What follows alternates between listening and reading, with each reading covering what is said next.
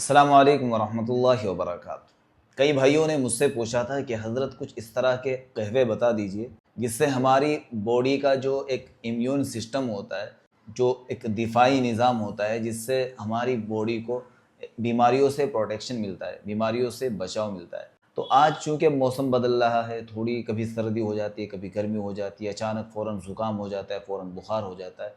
तो इन सारी चीज़ों से बचने के लिए आप रोज़ाना एक कहवा ज़रूर पिया करें।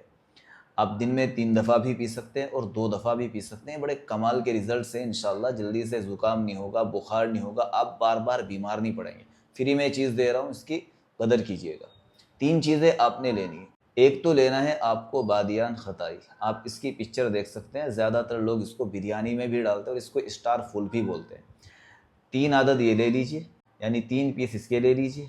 5 हरी इलायची या सफ़ेद इलायची, आप इसकी भी पिक्चर देख सकते हैं। 5 ये ले लीजिए और इसके साथ-साथ आप थोड़ी-सी इतनी के करीब दालचीनी ले लीजिए। इतनी होगी तो ठीक है, चलेगा।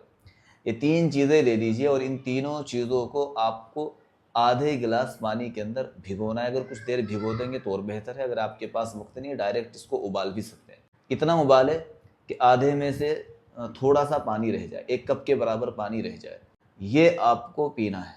3 चीज़ें डाली आपने, बादियान खताई डाली यानी फुल स्टार डाले और उसमें इलायची भी डाली और उसमें दालचीनी भी डाली।